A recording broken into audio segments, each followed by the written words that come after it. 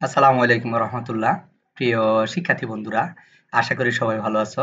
আজকের এই ক্লাসে আসার জন্য এবং ভিডিওটি দেখার জন্য তোমাদের সবাইকে স্বাগত এবং শুভেচ্ছা জানাচ্ছি।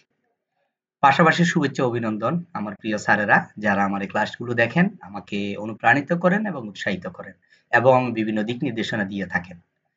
তো যারা নতুন এসেছো তোমাদের স্বাগত এবং শুভেচ্ছা। অবশ্যই একটু কষ্ট করে সাবস্ক্রাইব করে রাখবে আমাদের এই চ্যানেলটি এমআরএস রহিম ৯৭ চ্যানেলটি। তাহলে নতুন নতুন ক্লাসগুলো তুমি খুব সহজে দেখতে পারবে। তো আজকে যে বিষয় নিয়ে আলোচনা করব তা হচ্ছে ডিজিটাল প্রযুক্তি, ষষ্ঠ শ্রেণী। আজকের সেশন হচ্ছে শিক্ষণ অভিজ্ঞতা ৪, তথ্য যুগে মোকাবেলায় মানববন্ধন। সেশন হচ্ছে ২, জরিপের মাধ্যমে তথ্য আদান-প্রদানের ঝুঁকি নিরূপণ। ইতিমধ্যে শিক্ষণ অভিজ্ঞতা ৪ এর আলোচনা করেছি। অবশ্যই তোমরা প্লেলিস্ট আছে ওটা দেখে নিতে পারো। আর আমি ডেসক্রিপশন বক্সে লিংক দিয়ে দেব, তাও দেখে নিতে পারো। তাহলে ধারাবাহিকভাবে তুমি তোমার ক্লাসগুলো খুব সহজে তুমি বুঝতে পারবা। একটা যদি ভালোভাবে বুঝে থাকো তাহলে ২ ও তুমি সহজে বুঝে যাবা। তো প্রতিনিয়ত আমাদের এই চ্যানেলে ক্লাসগুলো আপলোড হচ্ছে। তোমরা দেখবে অনেক কিছু তোমাদের সহজ হয়ে যাবে। তো তোমাদের মূল বইয়ের পৃষ্ঠা নাম্বার হচ্ছে ৪৫, ৪৬ এবং ৪৭। তো আসো আমরা একটু ক্লাসে ফিরে যাই। আগের কাজ থেকে আগের কাজ থেকে তোমরা তথ্য আদান-প্রদানের মাধ্যমগুলো চিহ্নিত করতে পেরেছো। মানে এর আগের পাঠে আমরা তথ্য আদান-প্রদানের যে মাধ্যমগুলো এগুলো আমরা চিহ্নিত করতে পেরেছি। কোথায় থেকে আমরা তথ্য পাবো, কোথায় তথ্য আপলোড করব, কোথায় ডাউনলোড করব, তথ্য সত্যতা কি মিথ্যা কি এগুলা নিয়ে বিস্তারিত আমরা আলোচনা করেছি আগের পাঠগুলোতে। কিন্তু সব তথ্যই আমরা সবার কাছে আদান-প্রদান করি না। কিছু, কিছু তথ্য আছে যেগুলো আমরা অন্যের সাথে শেয়ার করি না, অন্যের সাথে তথ্য প্রকাশ করি না বা বলি না। অনেক সময় আমাদের ভুল বা অসচেতনতায় বা অনুমতি ছাড়াই তথ্য আদান-প্রদান হয়ে যেতে পারে। অনেক সময় আমাদের ভুলের কারণেই হোক, না জেনেই হোক, না বুঝে হোক আমরা বিভিন্ন তথ্য শেয়ার করে ফেলি। এই অবস্থাকে আমরা কি বলতে পারি? এটি হলো তথ্য আদান-প্রদানের ঝুঁকি। তাহলে আমরা কোনো তথ্য যদি নিজে ইচ্ছাকৃতভাবে হতে পারে, অনিচ্ছাকৃত হতে পারে বা ভুলবশত হতে পারে, যদি আমরা আমাদের অনলাইনে হোক, আমাদের ডিজিটালি হোক, নন ডিজিটালি হোক, হ্যাঁ? ইন্টারনেটে হোক, আমরা যদি তথ্যগুলো যদি প্রচার করে দিই, তাহলে ওটা যদি ওই ধরনের যদি এমন কোনো তথ্য আমি প্রকাশ করি যেটা আমার জন্য খুবই খারাপ হবে, খুবই বিপদ হতে পারে, সেটা হচ্ছে তথ্য আদান-প্রদানের ঝুঁকি। আমরা নিশ্চয়ই বুঝতে পারছি এটি কেন ঝুঁকিপূর্ণ। এসব ঝুঁকিতে আমাদের সামাজিক, আর্থিক, মানসিক ক্ষতি হতে পারে। এজন্য আমাদের খুবই সতর্কতা থাকা উচিত। এসব ঝুঁকিতে আমাদের সামাজিক, আর্থিক, মানসিক ক্ষতি হতে পারে। এজন্য আমাদের খুবই সতর্ক থাকা উচিত। আমরা এখন দলে আলোচনার মাধ্যমে অনুসন্ধান করে বের করব যে তথ্য আদান-প্রদানে কি, কি ঝুঁকি থাকার আশঙ্কা রয়েছে। এই কাজটি করতে আমরা একটি জরিপ করতে পারি। জরিপ পরিচালনার জন্য আমরা নিজেরা কয়েকটি প্রশ্ন সম্বলিত তথ্য আদান-প্রদানে সম্ভাব্য ঝুঁকি কি হতে পারে তা খুঁজে একটি প্রশ্নমালা তৈরি করব। মনে রাখতে হবে যে আমরা নিচের ৩টি তথ্য জানতে তাদের সাক্ষাৎকার নিচ্ছি। তো প্রিয় শিক্ষার্থী বন্ধুরা, তোমরা যারা ইতিমধ্যে তোমাদের সামাজিক যোগাযোগের মাধ্যমে তোমরা প্রোফাইল তৈরি করে ফেলেছো। Facebook, Twitter, Instagram এ। তাহলে এমন কিছু তথ্য যেগুলো আমরা ভুলবশত হতে পারে, আমরা ইচ্ছাকৃত হতে পারে, না জেনে হতে পারে, না বুঝে হতে পারে। যদি আমি শেয়ার করে দিই তাহলে এটা আমার কি, কি বিপদ হতে পারে, কি, কি সমস্যা হতে পারে।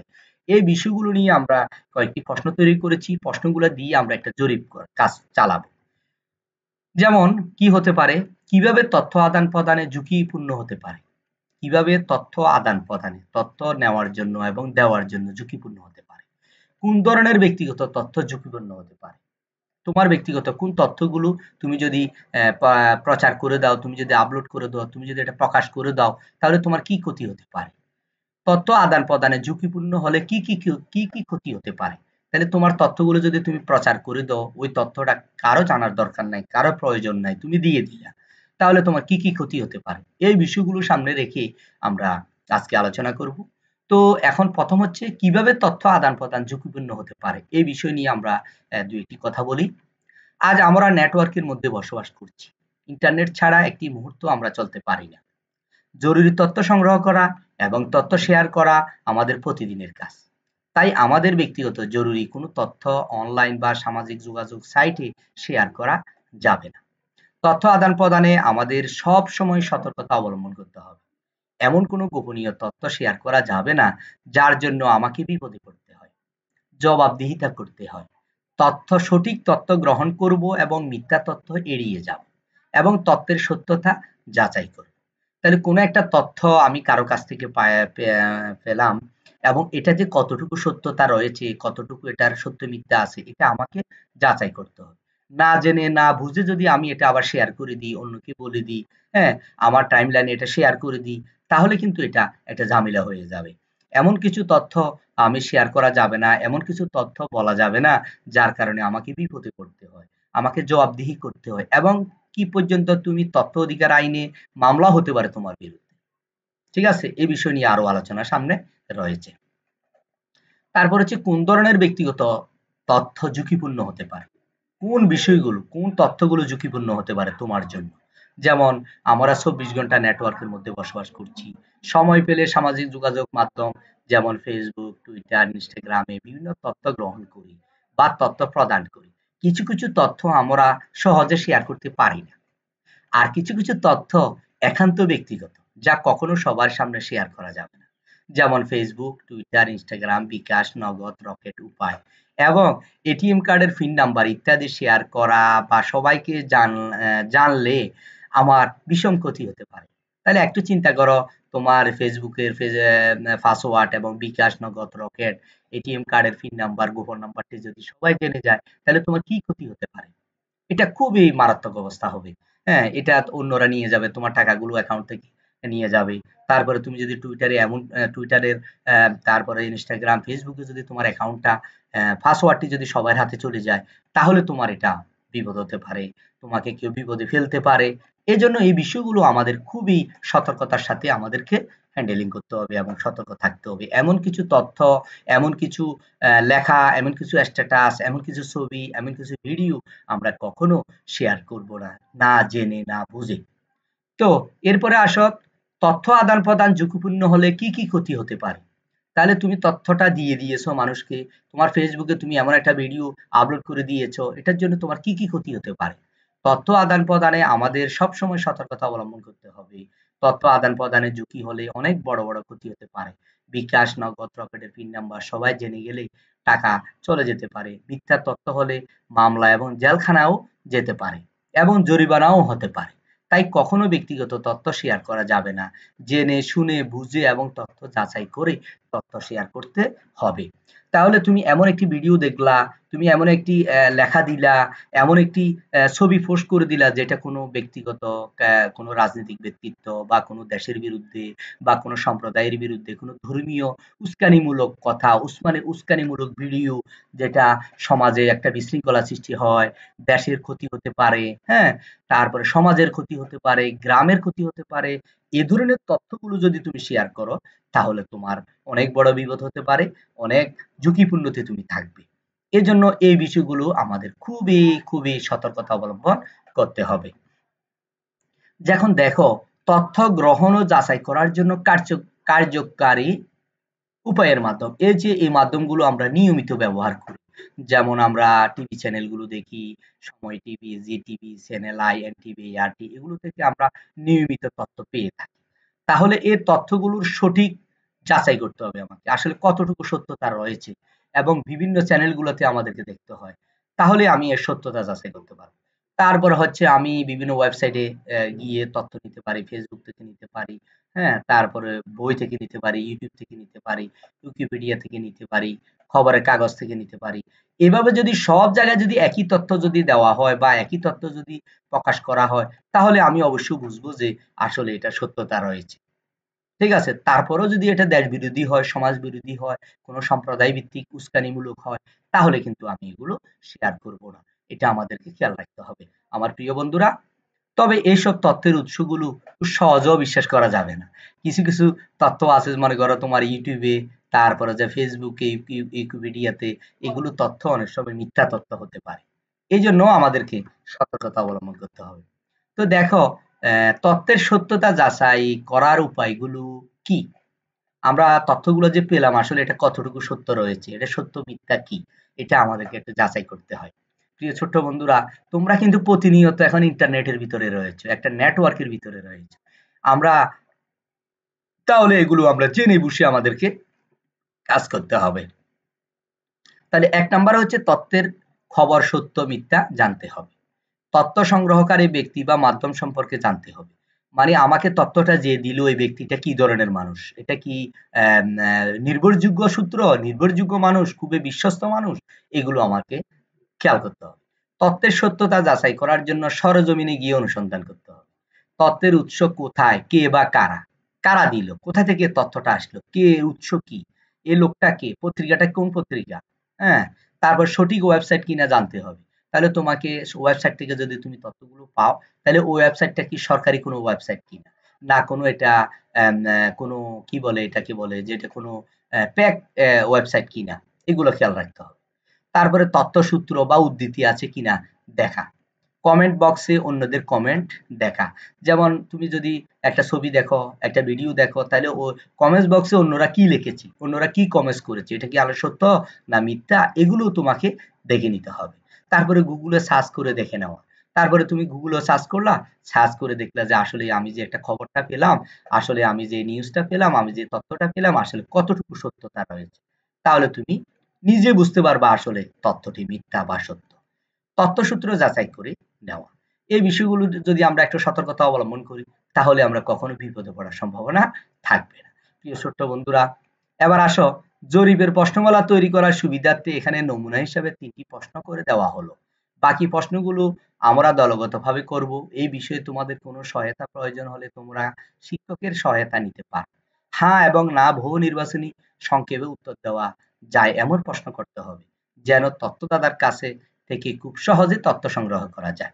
আমরা প্রশ্নমালা তৈরি করেছি, আমরা প্রশ্নমালাগুলো নিয়ে আলোচনা করব। সবার মতামতের ভিত্তিতে আমরা সাক্ষাৎকার ফরমটি চূড়ান্ত করব। সবার বইয়ে চূড়ান্ত প্রশ্নমালা লিখে ফেলব, যেন একজনের বইয়ের প্রশ্নমালা আরেকজনের উত্তরদাতার জন্য ব্যবহার করা যায়। তাহলে আমরা আমাদের বইতে প্রশ্নমালাগুলো তৈরি করে নিব। প্রশ্নমালাগুলো তৈরি করে নিয়ে আমরা এটা জরিপ কাজটা করব। দেখো আমরা এই ফরমের ভিতরে আমরা তথ্যদাতার নাম, তাহলে তথ্যদাতার নাম লিখলাম হচ্ছে আমরা শিশির। তাহলে তার বয়স হচ্ছে 25 বছর, তার পেশা হচ্ছে সে একজন কৃষক, তারপর হচ্ছে সে একজন পুরুষ। জেন্ডার ছেলে, মহিলা বা পুরুষ দিলাম। তারপর হচ্ছে তথ্য আদান-প্রদানে আপনি সাধারণত কোন মাধ্যম বেশি ব্যবহার করেন? তাহলে ডিজিটাল মাধ্যম বেশি ব্যবহার করি আমরা। ওইটা ডিজিটাল মাধ্যম দিলাম। তারপর হচ্ছে তথ্য আদান-প্রদানে কি মাধ্যম বেশি ব্যবহার করেন? তথ্য আদান-প্রদানে একজনের সাথে একজনের যে তথ্য ব্যবহার করেন, তথ্য বিনিময় করি, তথ্য পাঠাই আমরা। তাহলে কি ব্যবহার করি বর্তমানে ডিজিটাল পদ্ধতিতে? আমরা ইমেইল ব্যবহার করি। তারপরে আর কি ব্যবহার করি? তারপরে সামাজিক যোগাযোগের মাধ্যম Facebook, Twitter এগুলো আমরা ব্যবহার করি। তারপর আমরা SMS এর মাধ্যমে আমরা তথ্য আদান-প্রদান করি। হুম? তারপরে আসো, আপনি কারো সঙ্গে ব্যক্তিগত তথ্য আদান-প্রদান করেন। আপনি কার সঙ্গে তুমি অ্যা আমরা প্রশ্নটা হচ্ছে এটাই, তুমি কার সঙ্গে তথ্য আদান-প্রদান করে থাকো? যেমন আমি আমার বন্ধুদের সাথে তথ্য আদান-প্রদান করি, তার সাথে যোগাযোগ করি, হ্যাঁ? তাকে বিভিন্ন তথ্য দিই, সে আমাকে তথ্য দেয়। তারপরে আমার শিক্ষকের সাথে আমি তথ্য বিনিময় করি, হ্যাঁ? এরপরে আসো ৪ নাম্বারের প্রশ্ন। আরেকটা প্রশ্ন ৪ নাম্বারের প্রশ্ন হচ্ছে আপনি কি সামাজিক যোগাযোগ মাধ্যম ব্যবহার করেন? Facebook, Twitter, Instagram এটার ভিতরে কোনটা হতে পারে উত্তর? আপনি কি ডিজিটাল মাধ্যম ব্যবহার করে লেনদেন করেন? বিকাশ, নগদ, রকেট উপায়। কোন ডিজিটাল মাধ্যম থেকে সঠিক ও নির্ভুল তথ্য পাওয়া যায়? সরকারি বিভিন্ন ওয়েবসাইট, ইউটিউব, অনলাইন। তারপর হচ্ছে কোন বিষয়ের তথ্য প্রচার বা শেয়ার করা যাবে না? কোন বিষয়ের? মানে কোন বিষয়ের তথ্য শেয়ার করা যাবে না, প্রচার করা যাবে না, দ্রুত অন্যদের কাছে এগুলো বলা যাবে না। দেখো আমরা প্রথমে হচ্ছে মনে করো প্রশ্নটা করলাম, বলতেছে এই লোকটা বলল যে Facebook আমি ব্যবহার করি। তারপরে হচ্ছে কোন মাধ্যম ব্যবহার করি আমি লেনদেন করি ডিজিটাল মাধ্যমে, সেটা হচ্ছে নগদ। তারপরে কোন ডিজিটাল মাধ্যম থেকে সঠিক তথ্য বা সঠিক উপাত্ত, সঠিক তথ্য, সঠিক নিউজ পাওয়া যায়? সেটা হচ্ছে সরকারি বিভিন্ন ওয়েবসাইট থেকে। তাহলে তুমি কোনো তথ্য যদি সংগ্রহ করতে যাও, তাহলে খেয়াল করতে হবে যে আমি কোন ধরনের ওয়েবসাইট থেকে তথ্যটা নিচ্ছি। তো সরকারি ওয়েবসাইট হইলে এটা হবে একেবারে নির্ভুল। এটা মিথ্যা হতে পারে না। তারপরে কোন বিষয়ে তথ্য প্রচার বা শেয়ার করা যাবে না? দেশ বিরোধী। দেশ বিরোধী, কোনো বিখ্যাত ব্যক্তির বিরুদ্ধে, ধর্মীয় গুরুদের বিরুদ্ধে, কোনো ধর্মীয় কি বলে কোনো সম্প্রদায় ভিত্তিকের বিরুদ্ধে যদি কোনো তথ্য প্রচার করা হয়, হ্যাঁ? এগুলো কিন্তু প্রচার করা যাবে না। এগুলো কিন্তু খুব সেনসিটিভ বিষয়। হ্যাঁ? কোনো ব্যক্তির বিরুদ্ধে, কোনো রাষ্ট্রের বিরুদ্ধে কোনো বিখ্যাত ব্যক্তির বিরুদ্ধে যদি কোনো কোনো কথাবার্তা যদি লেখা হয় বা কোনো স্ট্যাটাস দেওয়া হয়, কোনো ভিডিও দেওয়া হয়, এগুলো আমরা পড়বও না, এগুলোতে আমরা লাইক দেব না, শেয়ার করব না এবং এগুলো মিথ্যা তথ্য। আমরা মনে রাখতে হবে। এবার আসেন, নিশ্চয়ই জরিপের জন্য প্রশ্নমালা তৈরি হয়ে গেছে। এবার ক্লাস শেষে বিরতির সময় বা অন্য কোনো সুবিধাজনক সময় প্রত্যেক দল আমরা নিজেদের বিদ্যালয়ের শিক্ষক ও উপরের শ্রেণীর শিক্ষার্থী মিলিয়ে মোট ১০ জনের উপর একটা জরিপ কাজ পরিচালনা করব। ১০ জন আমাদের উপরের ক্লাসের ছাত্রছাত্রী হতে পারে, আমাদের টিচারেরাও হতে পারে। যাদের কাছ থেকে তথ্য সংগ্রহ করব তাদের কোনো প্রশ্ন বুঝতে অসুবিধা হলে তাদের বিষয়ে প্রশ্নটি করতে হবে। কারো ক্ষেত্রে প্রশ্নমালাটি পূরণ করতে সমস্যা হলে তাদের তথ্য জেনে আমরাই সঠিক তথ্য পূরণ করে দেব বা সহায়তা করব। দলের সবাই একজনের কাছে তথ্য সংগ্রহ করার জন্য যাব না। প্রত্যেক একেকজনের কাছ থেকে একেকজন তথ্য সংগ্রহ করব। এতে খুব দ্রুত সংগ্রহ করতে পারব। ১ নং অভিজ্ঞতা মানবীয় উৎস থেকে তথ্য সংগ্রহের বিষয়টি বিবেচনায় রাখব। তাহলে আমরা যে প্রশ্নগুলো করব এগুলো হচ্ছে মানবীয় উৎস থেকে, যেমন মানুষ থেকে তথ্যটা আমরা সংগ্রহ করার চেষ্টা করব। তো প্রিয় শিক্ষার্থী বন্ধুরা, তোমরা যারা এতক্ষণ পর্যন্ত ধৈর্য সহকারে মনোযোগ দিয়ে আজকের এই ক্লাসটি দেখেছো, সেজন্য তোমাদের সবাইকে অসংখ্য ধন্যবাদ এবং মোবারকবাদ জানাচ্ছি। আসলে অনেক কষ্ট করে, অনেক রাত জেগে, অনেক শ্রম দিয়ে একটা ক্লাস তৈরি করি, সেটা তোমাদের জন্যই করে থাকি। তোমরা যদি ভালোভাবে বুঝো, একটু করে যদি তোমরা বুঝো বা উপকৃত হও, তাহলে আমাদের কষ্টটা কি হয়, সার্থক হয়। তো আর যারা আজকে নতুন এসেছো যারা, তারা অবশ্যই চ্যানেলটি সাবস্ক্রাইব করে রাখবে এবং পাশে থাকা বেল আইকনে ক্লিক করে রাখবে, তাহলে নতুন নতুন ক্লাসগুলো তুমি দেখতে পারবে। সবাই ভালো থাকবে। ধন্যবাদ সবাইকে। আসসালামু আলাইকুম ওয়া রাহমাতুল্লাহ।